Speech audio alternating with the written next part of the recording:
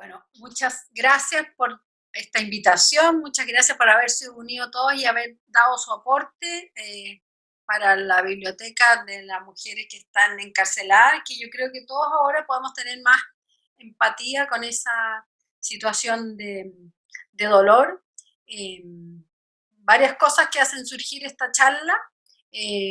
Una de ellas fue el Via Crucis de este año del Papa, donde el testimonio fueron de las personas encarceladas. Y uno se da cuenta ahí que las personas encarceladas sufren el doble dolor de la privación de la libertad, pero además una privación de libertad que de alguna manera en muchos casos ellos son los responsables y lo resienten y les duele. Y entonces tenemos ahí una experiencia muy fuerte de dolor y adversidad.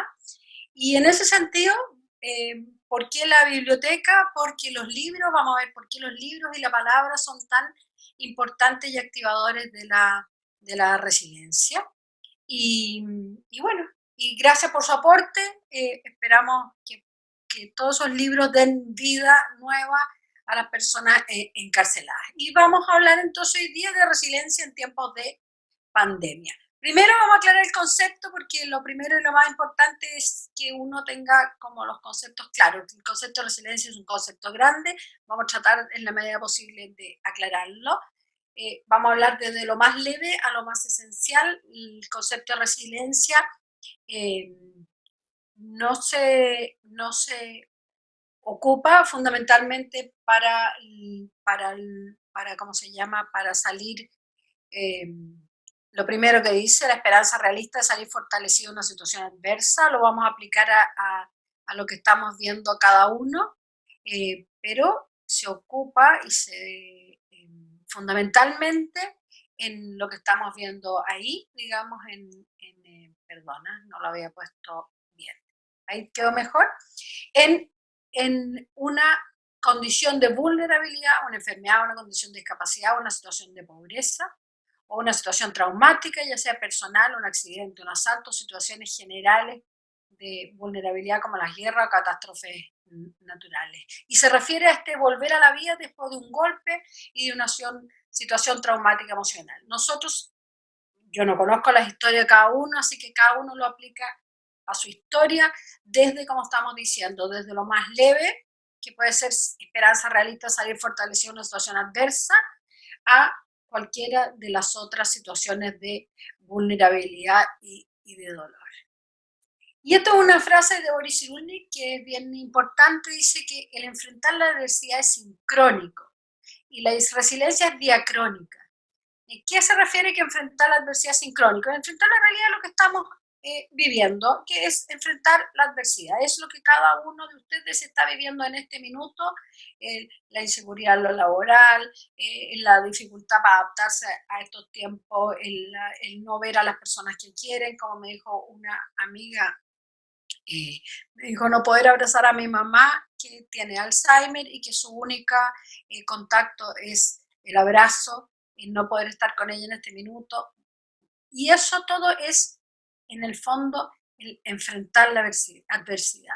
La resiliencia en el sentido tiene un elemento diacrónico, ¿vale? Decir que está fuera del tiempo, que es la representación en la memoria de lo que uno ha vivido o ha sufrido. Y en ese sentido es esta invitación que hace Víctor Frankl, que a mí me encanta porque me levanta. Dice que es necesario vivir como si ya hubiese vivido una vez y pudieses de nuevo volver a la misma época, a la misma situación. Te es posible plantearte, está mal escrito, cómo me hubiera gustado haberla vivido.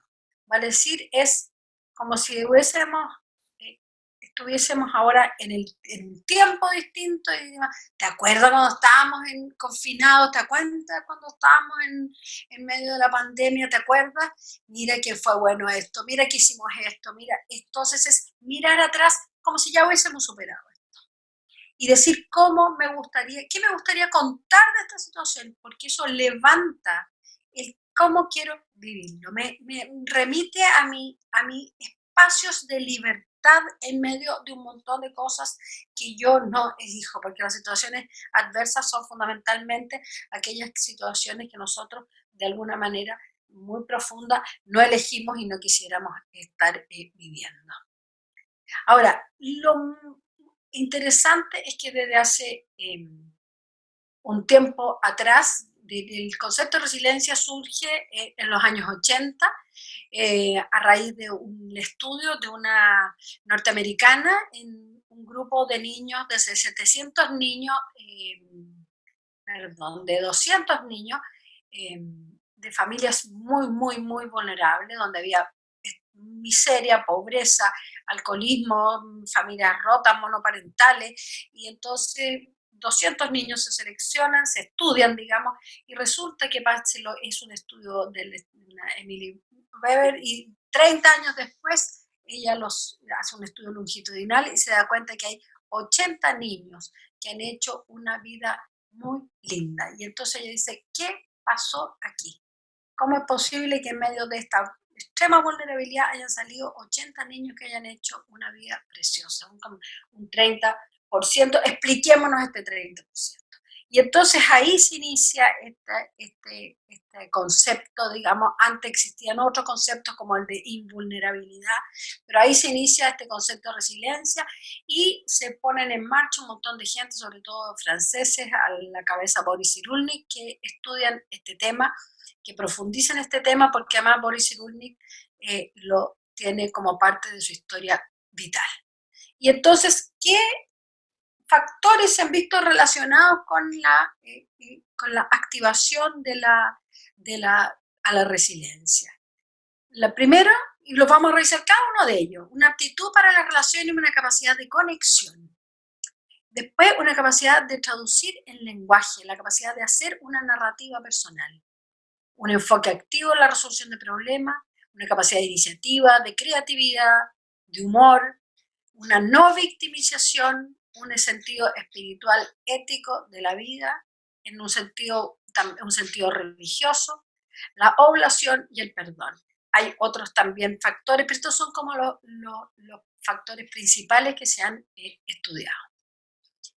Y vamos a hablar de este primer factor, y esto lo dice y lo enfatiza muchísimo Boris Cyrulnik, que habla de esto, de la capacidad de traducir el lenguaje en la narrativa propia. ¿Por qué? Porque la resiliencia es un poco contar lo que me pasó.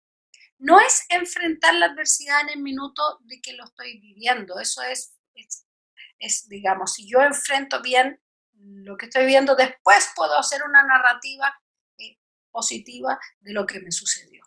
Y entonces la resiliencia se activa, según Boris Cyrulnik, en la capacidad de articular un relato propio con elementos de heroísmo, de suerte, de gratitud, sin que nada niegue el dolor. Estamos hablando aquí de una aceptación del dolor y una integración del dolor, pero tú haces un relato de eso. Y la primera elemento que les quiero convidar a reflexionar es oír la propia narrativa de mi vida, si hay algún elemento en ella de victimización. Y cada uno tiene su propia historia y se la ha contado, porque la propia historia no es objetiva, tiene un elemento de relato. Y si en este relato hay elementos de victimización, y revisar entonces la narrativa familiar también, y en esta narrativa familiar descubrir héroes, a veces antihéroes, y las más de las veces lo que vamos a descubrir es personas imperfectas con riquezas que rescatar como herencia y carencias que rescatar como inspiración. Ahora, hay un autor que dice que las familias resilientes creen poco en el destino y en la suerte y mucho más en la responsabilidad ante la propia existencia. Y entonces estamos hablando de que hay una narrativa personal, como me cuento yo mi propia historia, pero también hay una narrativa familiar. Y hay narrativas familiares que, a pesar de las dificultades, las tragedias, tienen elementos de resiliencia. Y hay narrativas familiares que con las tragedias tienen menos elementos de resiliencia. Entonces, eso es una primera invitación en el fondo, revisar mi propia narrativa y la narrativa de mi familia. Y en ese sentido, hay como aspectos que dice que hay humor frente a lo negativo, ya vamos a hablar de eso, y hay valores compartidos de lucha, esfuerzo y perseverancia, también lo vamos a hablar. Apertura al misterio y perdón ante lo trágico incomprensible.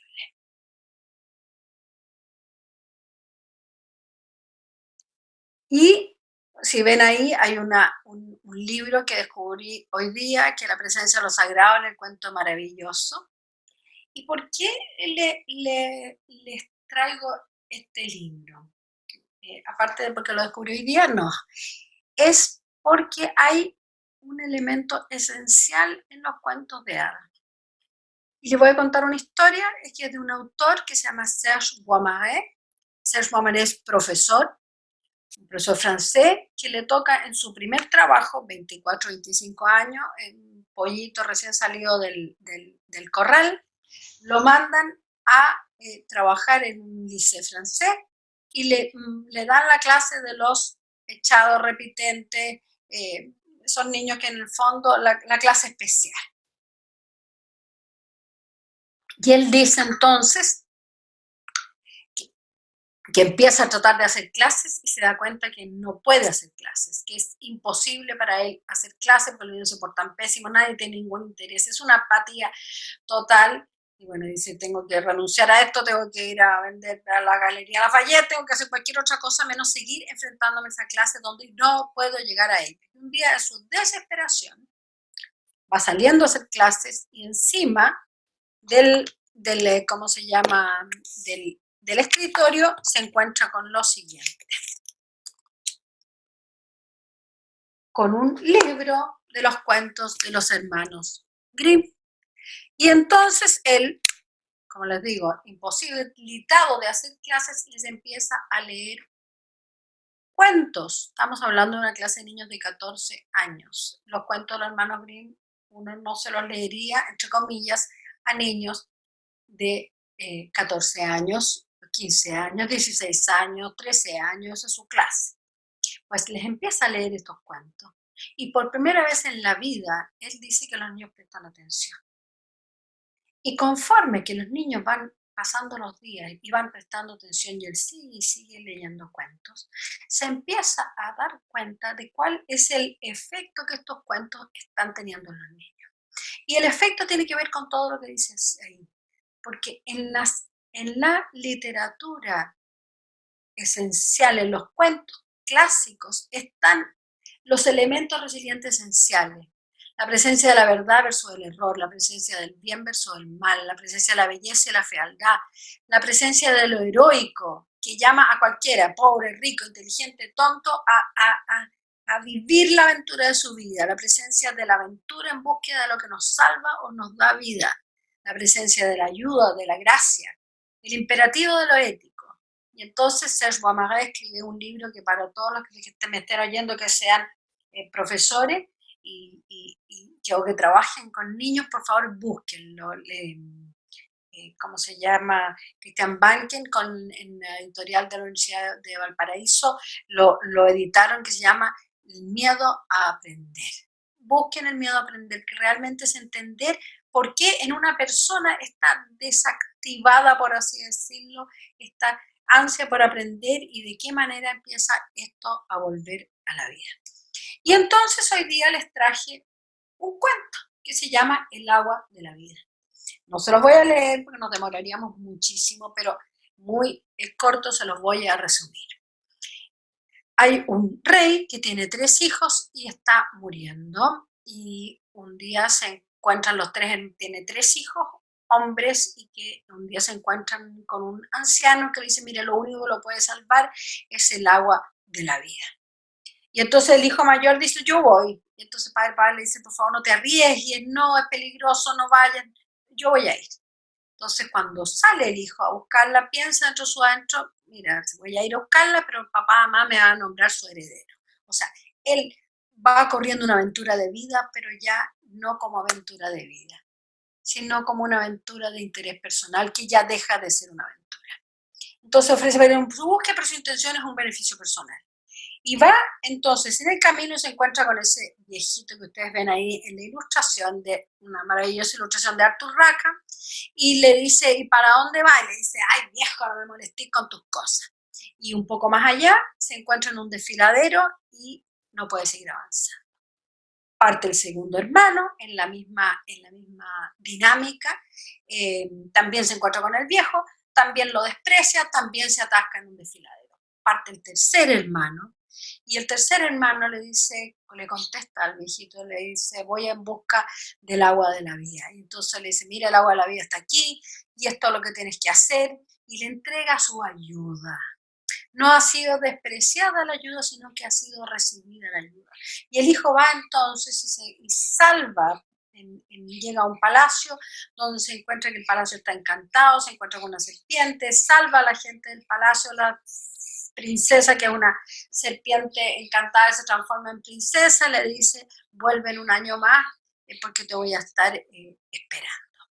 Y él vuelve con el agua de la vida, a la vuelta le pide al anciano perdonar a sus hermanos y volver con ellos. Bueno, los hermanos le roban el agua de la vida, se la cambian por agua de mar, el papá casi se muere. Bueno, cuento corto, y les voy a dar un detalle más del cuento.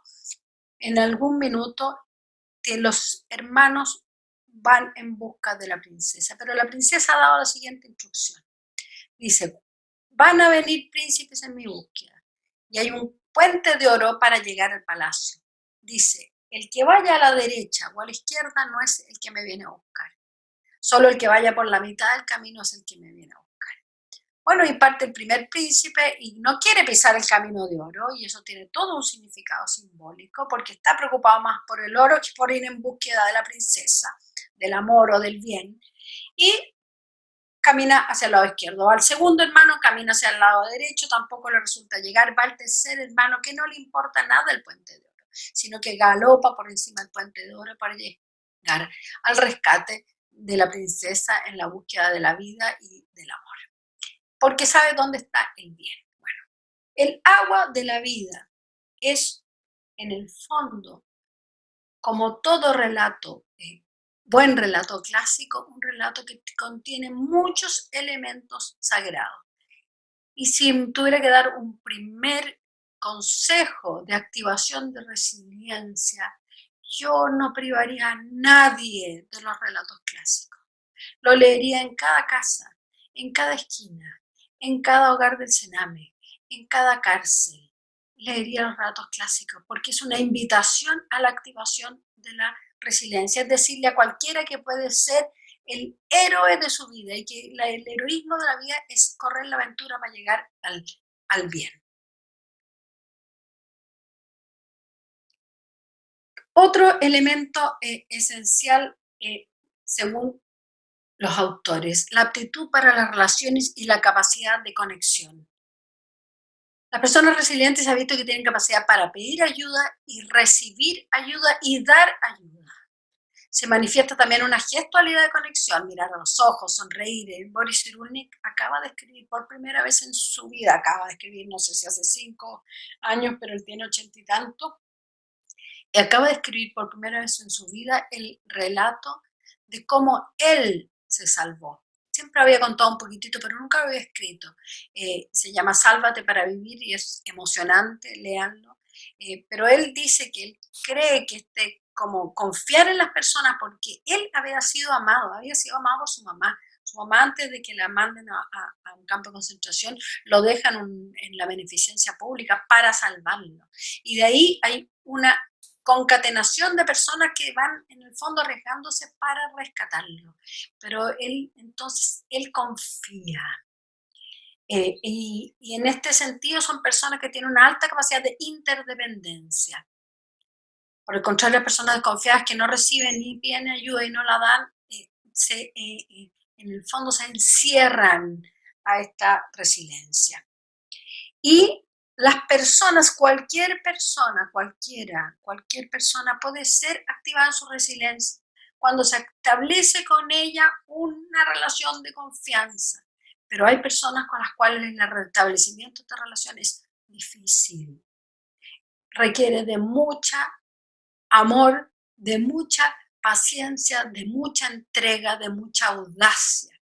Y es un poco, si lo pudiéramos graficar en el modo del zorro y el principito, una relación de domesticar. y les recomiendo ver la película Tan distinto como yo, una película preciosa, donde una mujer no preciosa, una mujer maravillosa, establece una relación con un hombre herido,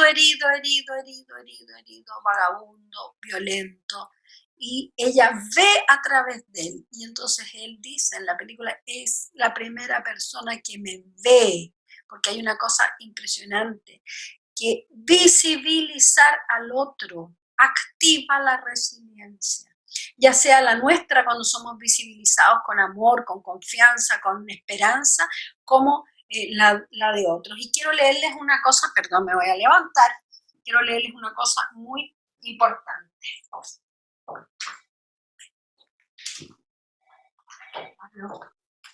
que tiene que ver con este ser visto. Boris Cyrulnik cuenta que mientras estaba viviendo el tema de la guerra y de ser escondido, no sufrió tanto. Dice que las cosas que lo hicieron sufrir eran otras. Dice, el abatimiento llegó con la paz, cuando los adultos encargados de ocuparse de los niños sin familia no se tomaban la molestia de hablarles, o cuando apiadados decían, pobre, no tiene familia, o cuando sorprendía la frase, hoy este cuento unos cuentos, o cuando una asistente social encargada de estudiar mi expediente se echó a reír al decirle que quería ser médico. O cuando un funcionario al que le conté que mi padre se había alistado en la Legión extranjera afirmó, ¡ja! Con ese nombre no se puede ni morir por Francia. Entonces Boris Cyrulnik en Sálvate, la vida te espera cuenta que lo que lo hirió no fue haber enfrentado eso en la guerra, sino lo que se decía de él como sobreviviente. Tim Gennard, en un libro que varias de ustedes han leído, pero para todos los que no lo hayan leído se los recomiendo, que se llama Más fuerte que el odio, cuenta exactamente lo mismo. Dice, los golpes de mi padre que lo dejaron en el hospital no me dolieron tanto como lo que la gente decía de mí. Cuando decían, por ejemplo, un hijo de padre que maltrata va a crecer para maltratar. ¿Qué se puede esperar de él con la familia que tiene? Y en ese sentido, el centramiento en la vulnerabilidad como un destino, como un determinante, es de las cosas más graves que podemos hacer por otro. En cambio, el ver en cada persona, para mí, por la gracia de Dios, cómo el espíritu vive en él, es una apelación a la resiliencia potente. Entonces, Tim Gennard, Más fuerte que el odio, la película Tan distinto como yo, unos ejemplos maravillosos de resiliencia. ¿Qué otra cosa se ha visto en las personas que tienen un activo enfoque de resolución de problemas? Hay un norteamericano que trabaja en la Universidad de Stanford en Design Thinking, que tiene una charla TED que dice diseñar tu vida, se llama así, que es muy interesante la charla. Dice que cuando un problema, tú piensas que no hay nada que hacer, entonces como la fuerza de gravedad. Tienes que nombrarlo como circunstancia. Dice, no puedes resolver un problema que no estás dispuesto a tomar. Por lo tanto, y eso es bien importante cuando también en el sentido de cuáles son las cosas por las cuales nos quejamos. Si yo por las cosas que me quejo no estoy dispuesto a hacer nada, entonces tengo que verlo como la fuerza de gravedad, o sea, circunstancias. ¿No? Si yo hay algo que me duele, que me aproblema, entonces lo tengo que tomar. Y entonces lo transformo en un problema, y cuando lo transformo en un problema para mí, yo puedo hacer algo por eso. El problema tampoco puede ser el otro o la circunstancia, porque nuevamente ahí pasan a ser como la fuerza de la gravedad, digamos. Para que sea mi problema y lo pueda resolver, tiene que ser uno, el modo como yo tomo, enfoco, abordo, acepto o supero esta circunstancia.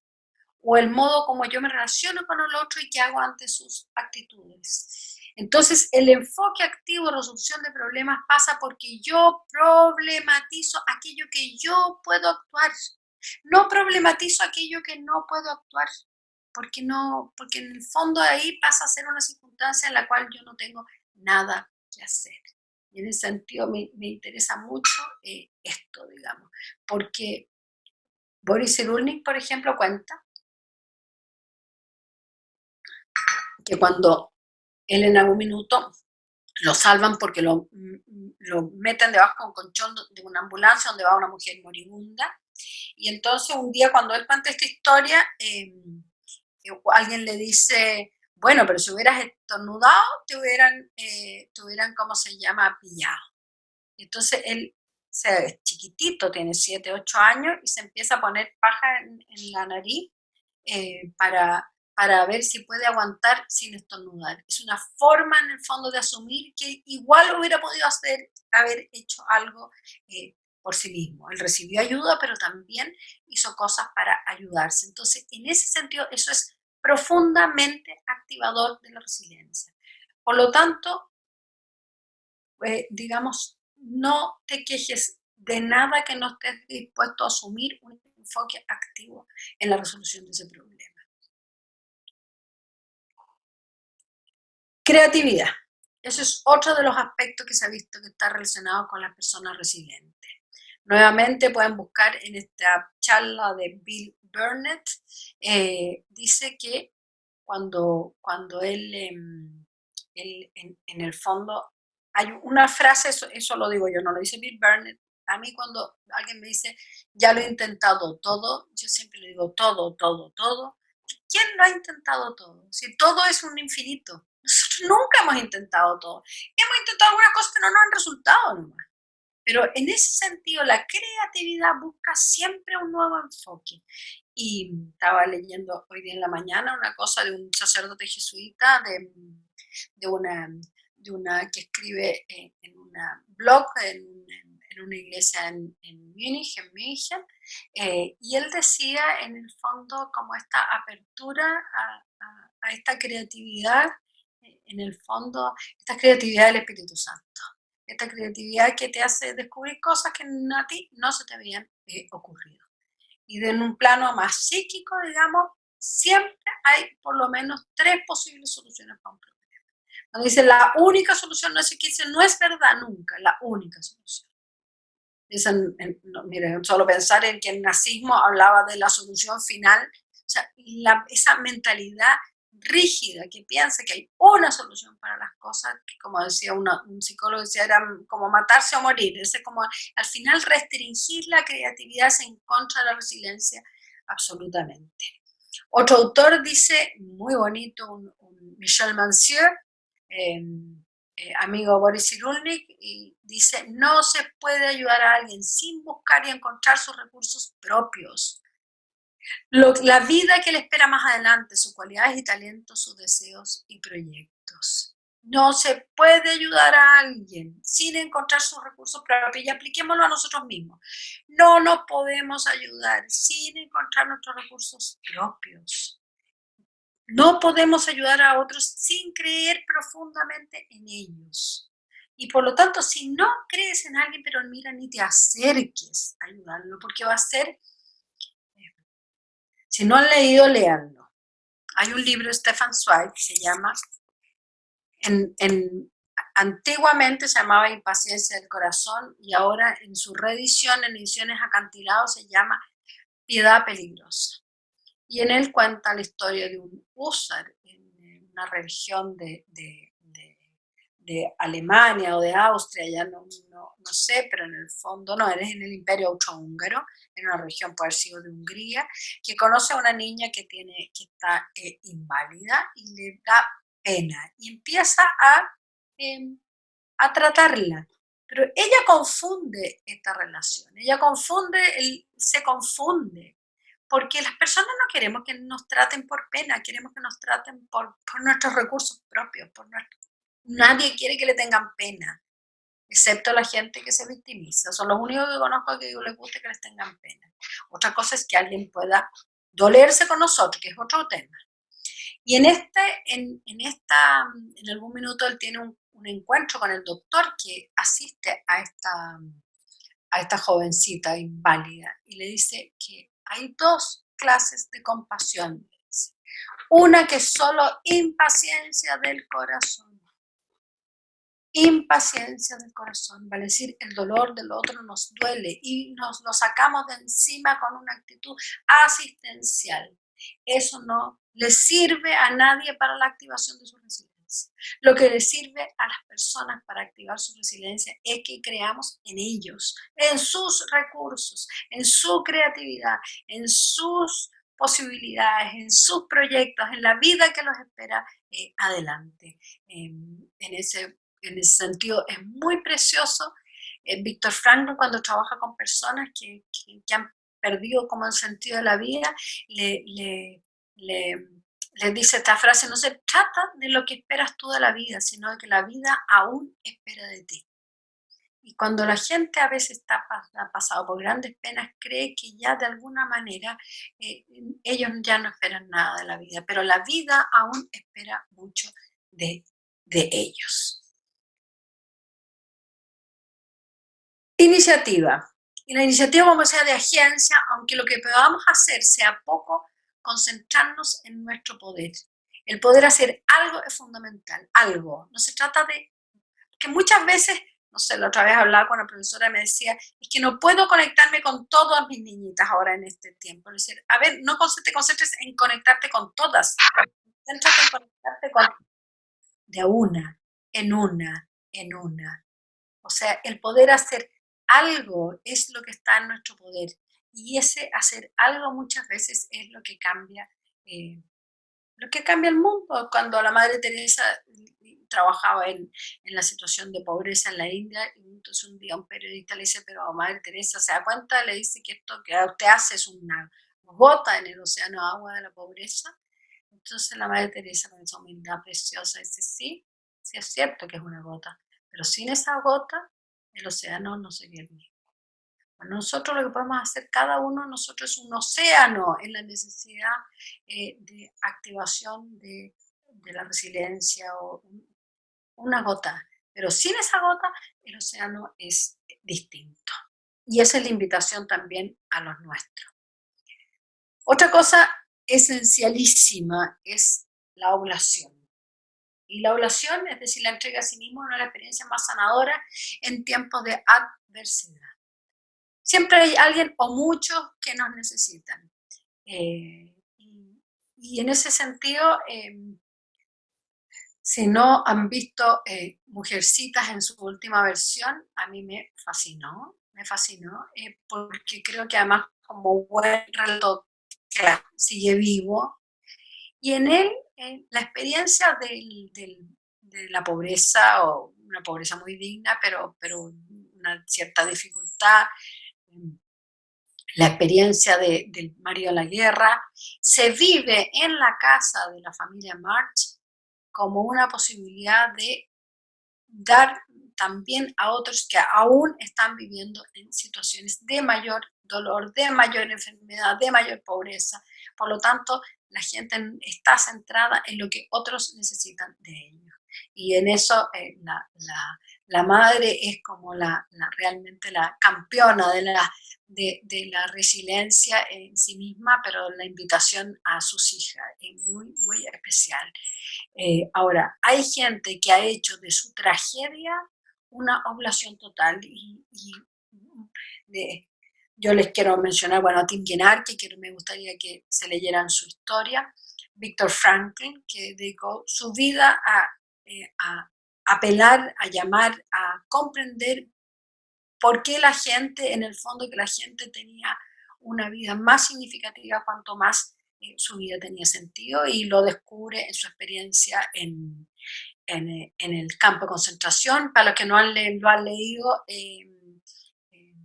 El hombre en búsqueda de sentido es un libro sin pérdida, de los libros de los primerísimos que vamos a comprar para la biblioteca de la cárcel. De hecho, él una vez va a San Quintín, a la cárcel el que reemplazó a Alcatraz en San Francisco, y se sienta con, no sé, eran 5.000 presos, y le dice, ustedes son libres. Para que les digo la cara de la gente ahí, le digo, sí, son libres, porque nadie les puede arrebatar su libertad interior.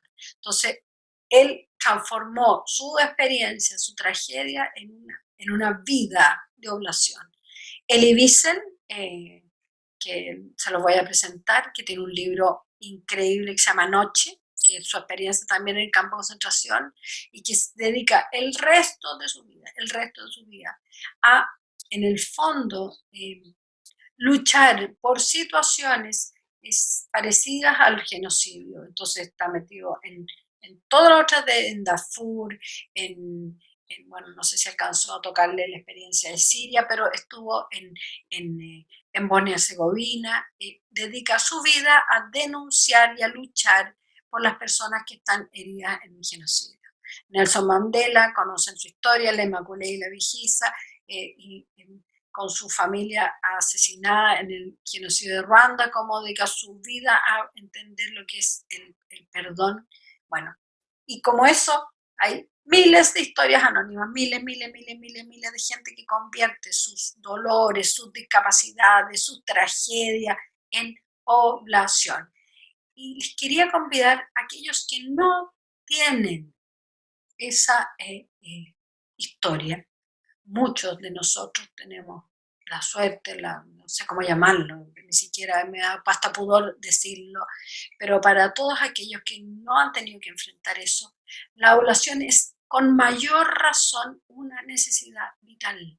Creo que hay una cantidad de gente que vive en dificultades de angustia y de ansiedad, a pesar de que no tienen grandes problemas, porque hay una tarea de ovulación que las espera, que las está llamando, porque la activación de la vida tiene que ver con la entrega a los demás. Por lo tanto, busquen un proyecto que les saque lo mejor de ustedes, un proyecto de ovulación, más allá de nuestras familias. Nuestra familia es el proyecto existencial más precioso, pero necesitamos ir más allá, igual como lo hacía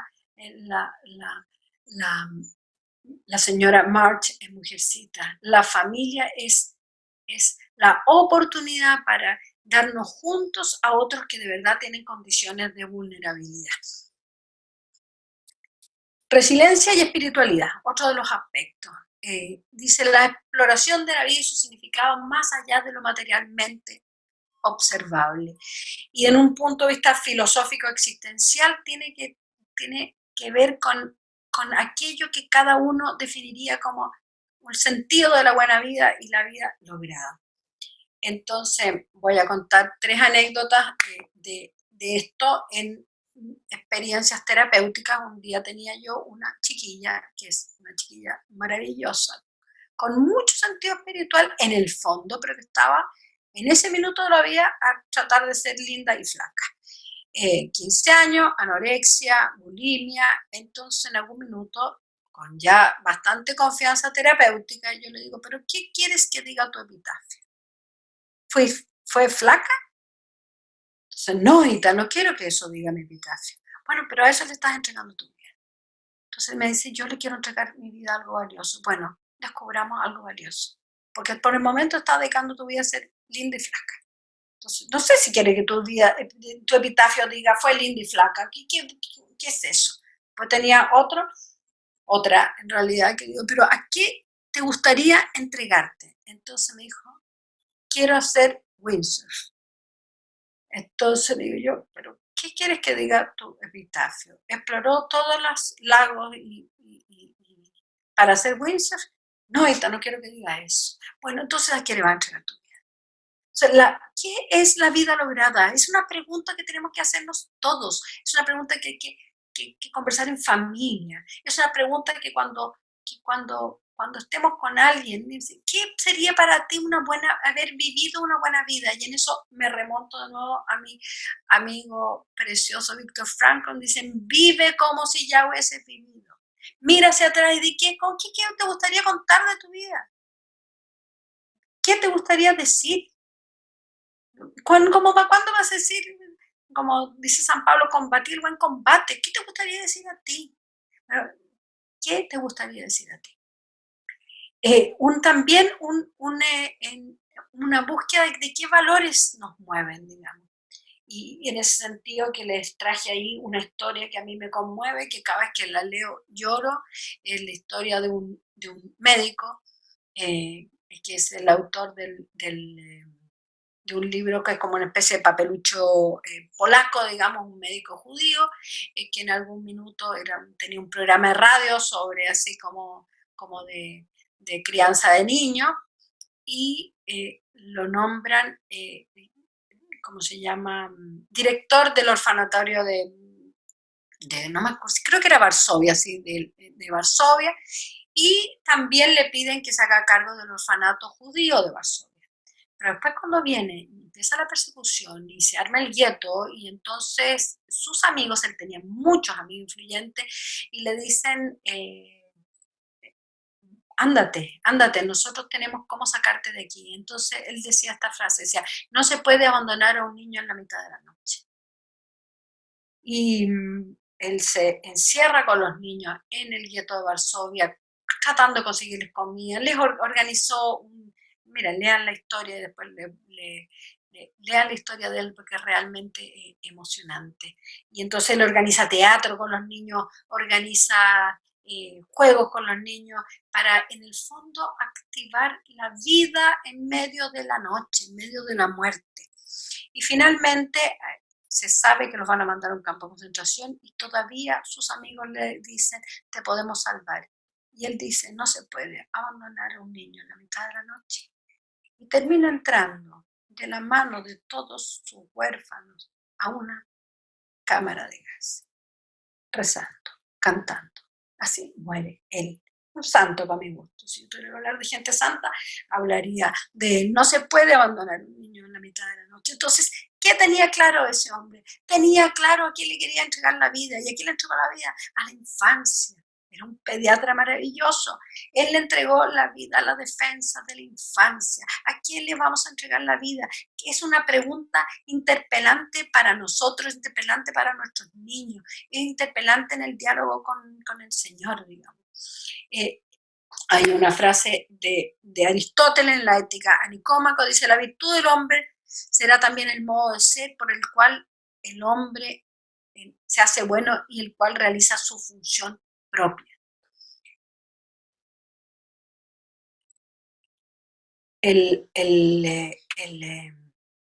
Hoy día oía ¿cómo se llama? Una charla de un sacerdote y ahí supe que el Papa Francisco había sido originalmente profesor de literatura y que convidó a Borges a hacer un curso de literatura en un liceo en Santa Fe, en un colegio jesuita en Santa Fe, y que Borges le dijo que sí.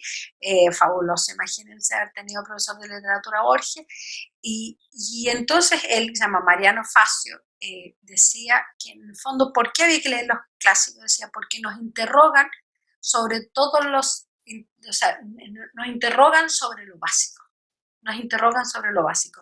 Y Nuccio Ordine, en un ámbito completamente distinto, porque es agnóstico y liberal, dice lo mismo. ¿Por qué hay que leer los clásicos? Porque nos interrogan sobre lo básico de la existencia. Ahora, la resiliencia y el sentido religioso. Y dice, ¿qué sentido tiene la misericordia? La misericordia, ¿qué sentido tiene en la resiliencia? Tiene un sentido bien profundo que nosotros no podemos salvarnos a nosotros mismos, a pesar de que la resiliencia podría pensarse como un rescate de sí mismo, tiene elementos de ayuda de sí mismo, pero cuando Boris Cyrulnik escribe su historia, dice, mi historia es una historia de toda la gente buena que me ayudó. Y cómo parte la Divina Comedia. La Divina Comedia parte con Dante, que está perdido en medio de un bosque y de repente en una vuelta de camino se encuentra con tres fieras y una sombra detrás. Y él se dirige a la sombra y dice, por favor, ten piedad. Y la sombra es Virgilio, y ahí empieza entonces todo el relato de este camino de salvación, que es de la Divina Comedia, de este relato y Virgilio en el fondo ha sido encomendado por Beatrice, que es la mujer ideal, y Beatrice por Santa Lucía, y Santa Lucía por la Virgen por el Señor. Bueno, ahí se remonta esta historia, digamos, pero parte con, por favor, ten piedad de mí, con esta apelación a ser rescatados, esta apelación a ser salvados. Contaba el otro día de la historia de la resurrección de Händel, que en el fondo Händel tiene un derrame cerebral, queda completamente postrado.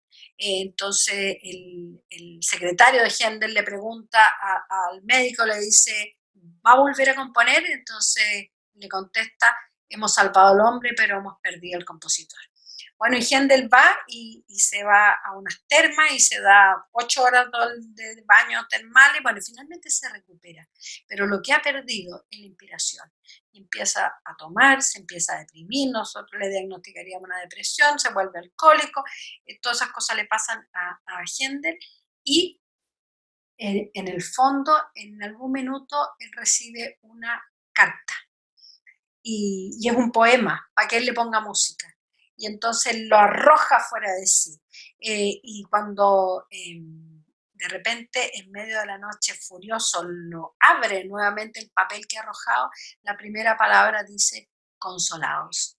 Y dice que es como que se le abre el cielo y se pasa, no sé si una semana componiendo, y finalmente lo que compone el Mesías de Händel, y él lo ofrece sin costo. Dice que todo lo que se gane con el Mesías de Händel va a ser para personas que estuvieron muertas como él y que fueron resucitados por Dios en la palabra. Y Boris Cyrulnik tiene una charla muy interesante y un libro que se llama La psicoterapia de Dios.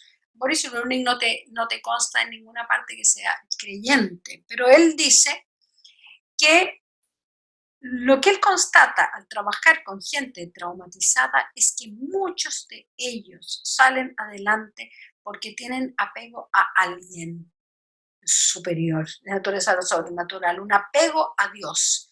Y que es ese apego a Dios el que en el fondo los levanta, los renueva.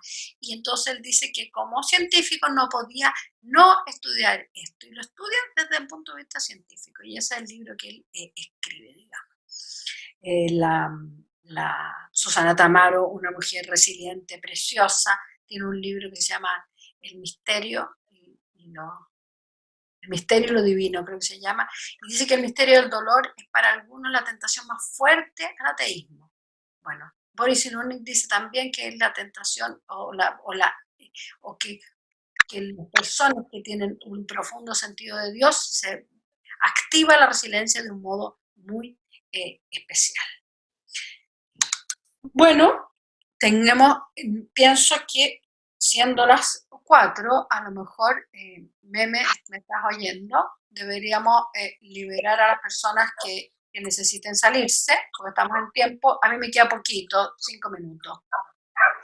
Sí, Ita, yo creo que sería bueno que terminaras lo que te queda y quizás dar un espacio de preguntas y las personas que se tienen que salir, que puedan salirse libremente.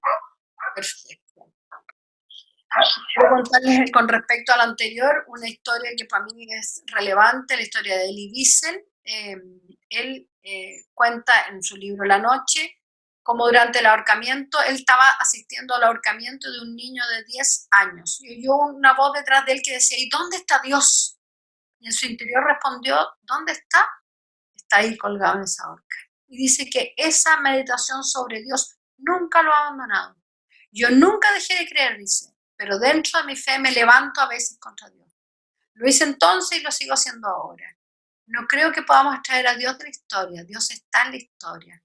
Pero ese protestar contra los hombres no basta. También tengo que protestar contra lo que está por encima de los hombres, que es Dios. Me parece una integración en medio de ese dolor, una integración muy, muy, muy valiosa y muy profunda. Otros han integrado de otras maneras. La Susana Tamaro, la protagonista de Mala Tierra, un libro de ¿cómo se llama?, de la María Vallejo Nájera, le pregunta a Dios, ¿dónde estabas tú cuando me estaban violando? Entonces le dice, estaba dentro de ti. Le contesta, es la misma, la esencia de la misma respuesta que Dios sufre en nosotros. Me fascinó esto porque es como una toma de perspectiva. Me dice, me enfrento, esto es un viejito que decía, me enfrento a un problema terrible que soy incapaz de resolver. Y sin embargo, el problema es inmenso en mi pequeño mundo y muy pequeño en el ancho mundo. Nos quedan varios temas. Lamentablemente parece que me puse ambiciosa, a veces me pasa. Voy a hablar un poquito de resiliencia y humor y ahí vamos a ¿cómo se llama?, a terminar. El humor como capacidad de sonreír al enfrentarnos a la adversidad. Y me gusta muchísimo esto porque dice que el humor surge en la constatación benevolente de un defecto en la realidad. Pero constatación benevolente de un defecto en la realidad. El humor no se aplica ni a la tragedia ni al horror. O sea, no. A pesar de que, miren qué interesante, Viktor Frankl contaba que había humor en el campo de concentración. Y que había humor y la gente hablaba de filosofía o de existencial, digamos, de religión o de comida. Esos eran como los temas, era como el sustento del alma y el sustento del cuerpo y todavía se conservaba una cuota de humor. Pero en general mi experiencia es que ante el horror o ante la tragedia, el humor hay que ser como con mucha capacidad de humor, pero en general es como que se asoma más la capacidad de misterio. Pero para todas las otras situaciones, en el fondo, es la constatación de un defecto benevolente de un defecto en la realidad. Y la crítica en general es la constatación de un defecto que se hace con hostilidad, con incredulidad, como si no pudiese ser. Y el humor al sonreír con benevolencia ante el error constata sabiamente lo que somos, como somos muy imperfectos, muy incompletos, muy imperfectos, muy incompletos. Y el humor que produce una arista del problema, contaba de uno que se había quebrado una pierna, entonces decía, pero podrían ser las dos. Entonces era como un poco esta cosa de que siempre podría ser un poquito peor, digamos, pero podríamos estar todavía. Bueno, yo creo que todos hemos experimentado en esta pandemia la cantidad de humor que ha surgido. Ayer me reí 5 minutos con uno que decía, un meme que aparecía una niñita con su mamá, decía, mamá, pero ¿por qué el papá es tan feo? Entonces decía, pero hija mía, es que nos conocimos en una cola con mascarilla, con anteojos, con protector. Bueno, ella no se dio cuenta que el hombre era tan feo y le decía esto en ¿por qué el papá es tan feo? Podría ser peor. Y un poco esta constatación no benevolente, ¿cómo es posible? O sea, el humor se plantea la imperfección de la realidad como posible. Y a veces cuando nos falta el humor decimos, pero ¿cómo es posible? No, como que nos escandaliza el error. Y el error no es en ese sentido escandalizable. Una última cosa que tenemos en La vida es bella, ¿qué película más preciosa? Les prometo que hay gente que vive como ese hombre. Dice, el humor surge de la mezcla de extrañeza, algo no cuadra y confianza. A pesar de lo que no cuadra, se restablece el vínculo con la vida. ¿Han visto la película de Will Smith en Búsqueda de la Felicidad? En algún minuto él tiene que alojar en una estación de metro y le inventa a su hijo una historia con los dinosaurios. Y entonces van a buscar una cueva que termina siendo un baño, termina él durmiendo con su hijo en un baño y él llora. Pero antes de eso, frente a esa extrañeza, él restablece la confianza a través de esta historia. Lo mismo que sucede en La vida es bella. El padre restablece la confianza a través de esta situación protectora que transforma para el hijo la situación en una situación de juego, en una situación, digamos, que un niño puede vivir. Porque la situación vista como adulto no es posible de ser vivida por un niño. Lo último, el posicionamiento existencial de los padres influye en los hijos. Los padres se pueden posicionar en el miedo o en el amor. La palabra convicción proviene del latín convincere, vencer juntos, y de convivere, vivir juntos. Por lo tanto, la cultura familiar que busca la convicción profunda, que vencemos juntos y unidos, es parte de la cultura familiar que aumenta la resiliencia. Es una actitud activa de enfrentar algo juntos. ¿Cómo vamos a salir de esto juntos? ¿Cómo vamos a hacer de esta experiencia una experiencia valiosa juntos?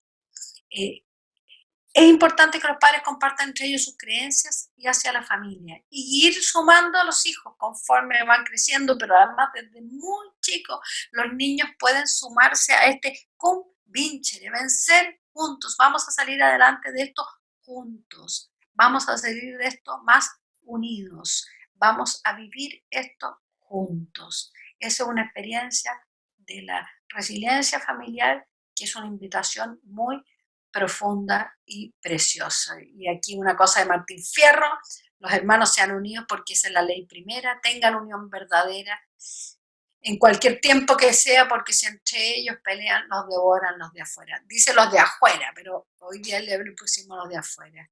Y nuestra querida Madre Teresa: la paz y la guerra empiezan en el hogar. La resiliencia empieza en el hogar, al enfrentar juntos, con historia, con narrativa, con humor, con sentido de vida, con sentido religioso, cualquier adversidad que sea. Muchas gracias.